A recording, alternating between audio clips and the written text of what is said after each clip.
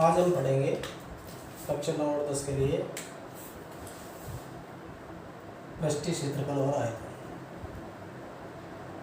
पहली आकृति है घन।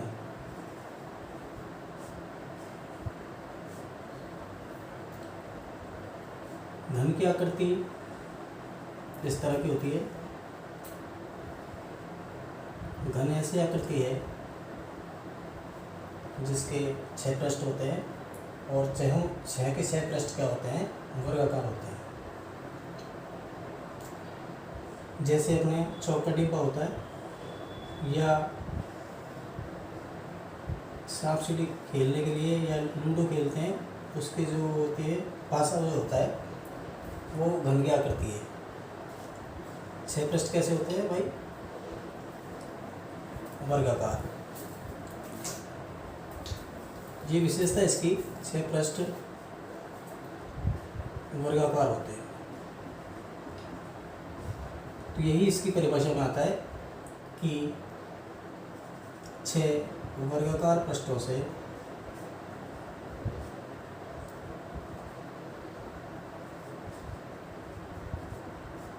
घिरी हुई आकृति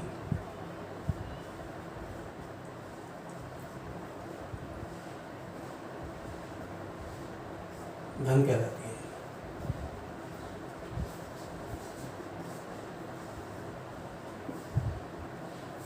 छह दीवारें होती है इसकी, आगे पीछे 2 साइड में, एक ऊपर और नीचे। और 6 पृष्ठ कैसे होते हैं फिर बता रहा हूँ, वर्गाकार आकृति के होते हैं। ये याद रखने की बात है। अब इसका क्षेत्रफल क्या होता है, घन का क्षेत्रफल। छोटी क्लासों में हमने पढ़ा है कि वर्ग का क्षेत्रफल होता है भुजा स्क्वायर। तो इसमें 6 वर्ग लगे हुए हैं, तो इसका क्षेत्रफल हो गया 6 इंटू भुजा स्क्वायर। और इसका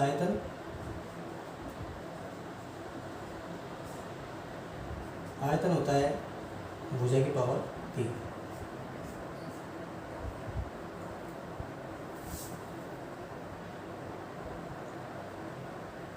एक इसका विकर्ण होता है, घन का विकर्ण।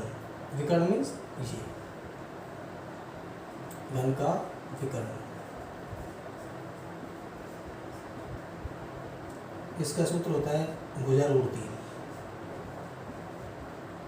तो ये 3 सूत्र हो गए अपने घन के। घन का क्षेत्रफल 6 गुना भुजा स्क्वायर, घन का आयतन भुजा की पावर 3 और घन का विकर्ण है भुजा √3। इसके बाद अगली आकृति जो आती है वो है घनाभ।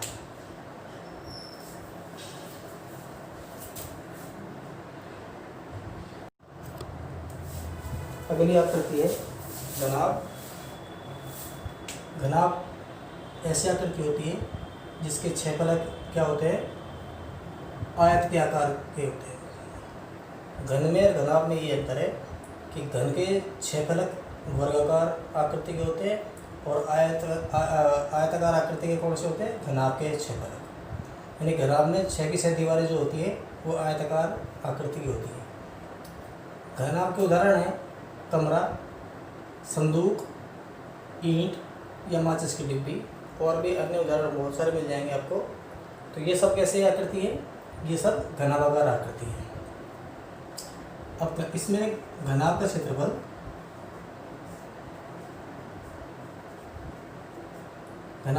होता है 2 गुना लंबाई गुना चौड़ाई प्लस चौड़ाई गुना ऊंचाई प्लस लंबाई गुना ऊंचाई। सूत्र को रटने की जरूरत नहीं है। अपन लंबाई चौड़ाई और ऊंचाई को ऐसे लिख के एक दूसरे को गुणा करना है। 2 बार लगा दिया, फिर ब्रैकेट के अंदर लंबाई गुना चौड़ाई प्लस चौड़ाई गुना ऊंचाई प्लस लंबाई गुना ऊंचाई। इस तरह से हम इसको याद कर सकते हैं।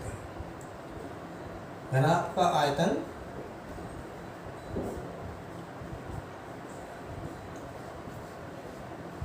घनाभ का आयतन होता है लंबाई गुणा चौड़ाई गुणा ऊंचाई, और जो भी इकाई लग रही है वो पीछे लगेगी, जैसे मीटर या वर्ग मीटर या वर्ग सेंटीमीटर। इसके पीछे भी, इसके पीछे सॉरी यहाँ तो लगेगा वर्ग इकाई, क्योंकि क्षेत्रफल हमेशा वर्ग में होता है और आयतन किसमें होता है, घन में, तो यहाँ लगेगा घन इकाई। घन लगा के सेंटीमीटर में आपको लंबाई चौड़ाई ऊंचाई दी हुई है तो सेंटीमीटर लगाना है, और मीटर में लंबाई चौड़ाई ऊंचाई दी हुई है तो मीटर लगाना है। इसके बाद आता है, जैसे घन का विकर्ण कहीं किया था हमने, ऐसे ही घनाभ का विकर्ण। घनाभ का विकर्ण, घनाभ का विकर्ण होता है लंबाई का स्क्वायर प्लस चौड़ाई का स्क्वायर प्लस ऊंचाई का स्क्वायर और इनका अंडर रूट, ये होता है घनाभ का विकर्ण। तो ये 3 सूत्र किसके हो गए, घनाभ के हो गए, और 3 सूत्र लिखवाए थे मैंने किसके, घन के। तो घन और घनाभ के अपने क्षेत्रफल और आयतन, इनके सूत्र ये हो चुके हैं। अब घन और घनाभ संबंधी प्रश्न ले लेते हैं। प्रश्न 1, एक बंद लकड़ी के बक्से की लंबाई दी हुई है 1 मीटर, चौड़ाई है 60 सेंटीमीटर और ऊंचाई दी हुई है 40 सेंटीमीटर। बक्सा कैसा है भाई, लकड़ी का बक्सा है जो कि 4 तरफ से बंद है। लंबाई 1 मीटर, चौड़ाई 60 सेंटीमीटर और ऊंचाई 40 सेंटीमीटर। पहली बात क्या है कि ये जो इकाई है उनको हमको सेम करनी पड़ेगी, समान करनी पड़ेगी। अब ये दोनों सेंटीमीटर में और ये किसमें, मीटर में। या तो इसको मीटर बनाना है या इन दोनों को, या तो इसको सेंटीमीटर बनाना है या इन दोनों को मीटर बनाना है। तो इनको मीटर बनाया पड़ा, तो मीटर में पता है कि 1 मीटर में 100 सेंटीमीटर होते हैं, तो इसमें कैसे भाग देना पड़ेगा, 100 का 0 0 कट गया, 1 0 बचा नीचे, तो 1 के बाद पार्ट लग जाएगा, यानी 0.6। अब ये क्या बढ़ गया, मीटर। ऐसे ही 40 सेंटीमीटर को मीटर बढ़ाएंगे तो फिर इसमें भी 100 का भाग देना पड़ेगा, 0 0 कट गया, 0.4 मीटर। अब हमारी लंबाई, चौड़ाई और ऊंचाई सेम इकाई में हो गई है, मीटर में। अब क्या कहता है, इस बक्से का बाहरी पृष्ठीय क्षेत्रफल ज्ञात करें। हमको निकालना है बाहरी पृष्ठीय क्षेत्रफल।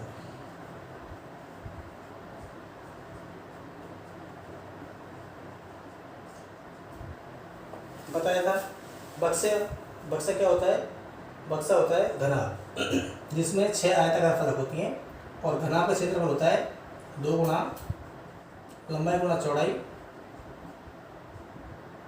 प्लस चौड़ाई गुणा ऊंचाई प्लस लंबाई गुणा ऊंचाई। तो ये होता है घनाभ का पृष्ठीय क्षेत्रफल। अब यहाँ जमा देंगे 2, लंबाई की क्या लिखना है भाई, 1 गुणा चौड़ाई है 0.6 प्लस चौड़ाई 0.6 और ऊंचाई है 0.4 प्लस लंबाई 1 गुणा ऊंचाई 0.4।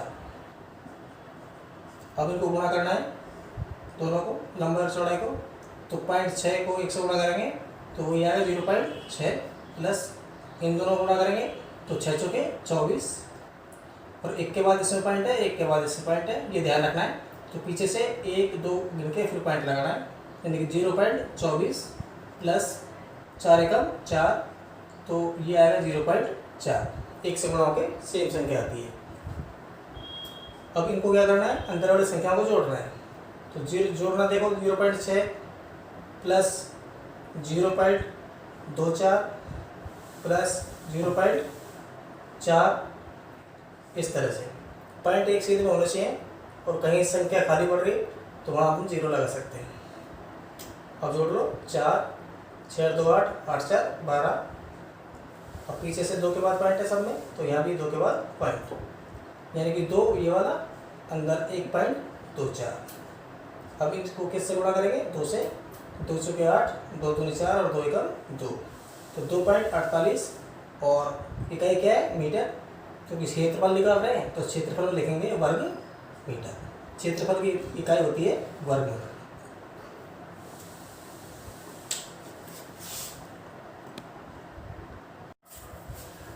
अब एक घन का उदाहरण लेते हैं। प्रश्न नंबर 2। एक घनाकार चौक के डिब्बे की भुजा क्या है? 4 सेंटीमीटर। घनाकार चौक के डिब्बे की भुजा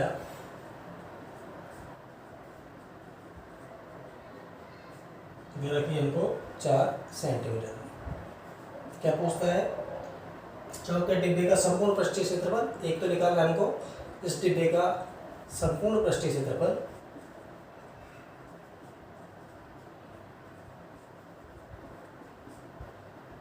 पहली बात। और फिर पूछ रहे हैं इसके विकर्ण की लंबाई, इसके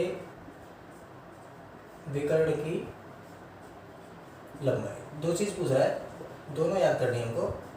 चौक का डिब्बा कैसी आकृति होती है भाई? मैंने बताया था घर के आकार के आकृति होती है चौक का डिब्बा। तो इसका हमको पृष्ठीय क्षेत्रफल निकालना है और विकर्ण निकालना है। तो हमको पता है कि घन का पृष्ठीय क्षेत्रफल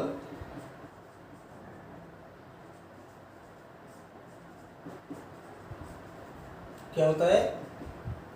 6 गुणा भुजा स्क्वायर। घन ऐसी आकृति है जिसके 6 के 6 फलक कैसे होते हैं? वर्गाकार होते हैं। तो वर्ग का क्षेत्रफल भुजा स्क्वायर होता है, तो उसमें 6 फलक होते हैं, तो 6 गुणा भुजा स्क्वायर। तो 6 इंटू भुजा, भुजा क्या दे रखी है? 4 सेंटीमीटर, 4 का स्क्वायर। 6 गुणा 4 का स्क्वायर क्या होता है? 4 गुणा 4, 4 चौके 16, और 16 को 6 से गुणा करेंगे, 16 छकी 96 वर्ग सेंटीमीटर। हमने निकाला है इसका क्षेत्रफल। अब दूसरा पूछ रहा है इसका विकर्ण, यानी घन का विकर्ण। घन का विकर्ण, घन के विकर्ण का सूत्र बताया था मैंने, भुजा √3। भुजा दे रखी है हमको 4 सेंटीमीटर, तो 4√3 और इकाई है सेंटीमीटर। ये इसका विकर्ण। एक प्रश्न और देखिए, ये अलग तरह का प्रश्न है थोड़ा, कि एक कमरे की लंबाई है, प्रश्न 3, एक कमरे की लंबाई 5 मीटर, चौड़ाई है 3.5 मीटर और ऊंचाई है 4 मीटर। ये कमरे की लंबाई, चौड़ाई और ऊंचाई है। अब इसमें क्या पूछता है? 15 रुपये प्रति वर्ग मीटर की दर से छत, इसकी छत और चारों दीवारों पर सफेदी कराने का व्यय ज्ञात कीजिए। दर दे रखेगी हमको 15 रुपये प्रति वर्ग मीटर। ठीक है, 15 रुपये प्रति वर्ग मीटर की दर से हमको इसकी चारों दीवारों पर एवं छत पर सफेदी कराने का व्यय,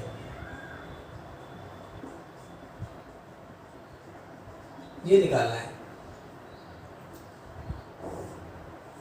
अब हम इस स्थिति में हम घनाभ का सूत्र नहीं लगा सकते, क्योंकि घनाभ तो तब माना जाता है जब उसके 6 फलक होते हैं।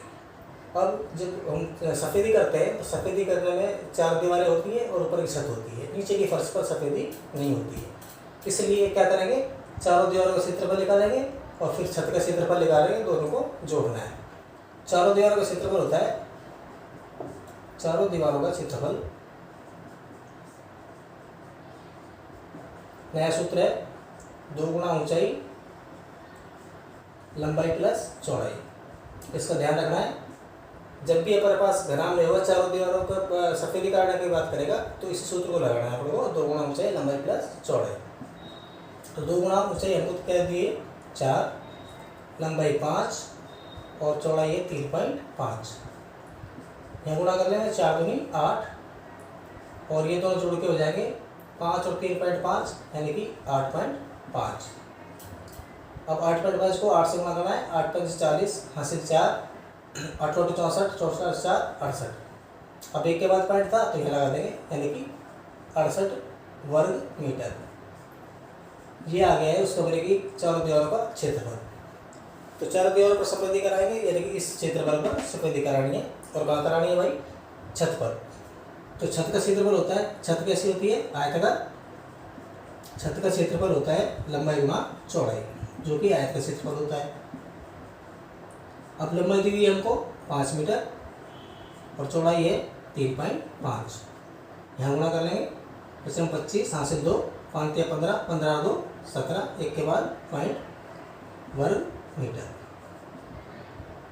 अब हमारे पास चारों दीवारों का क्षेत्रफल है और छत का क्षेत्रफल भी आ गया है। अब दोनों को जोड़कर कुल क्षेत्रफल आ जाएगा जहाँ पर हमको सफेदी करानी है। तो क्या लिखेंगे भाई? अतः सफेदी कराने योग्य क्षेत्रफल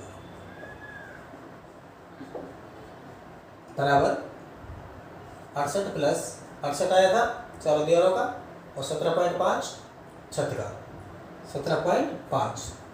तो जोड़ेंगे 8 5 8 7 15 हासिल 1 6 7 और 1 8, 85.5 वर्ग मीटर। तो इतने क्षेत्रफल पर हमको क्या करनी है? सफेदी करानी है।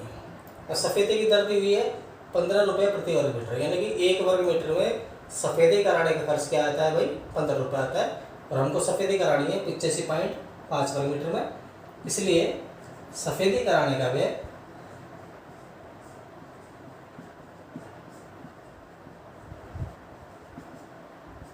$85.5 गुणा 15 गुणा कर लेंगे, 15 5 75 हासिल 7, 15 5 75 7 82 हासिल 8 और 15 अट्ठे 120, 120 और 8 128।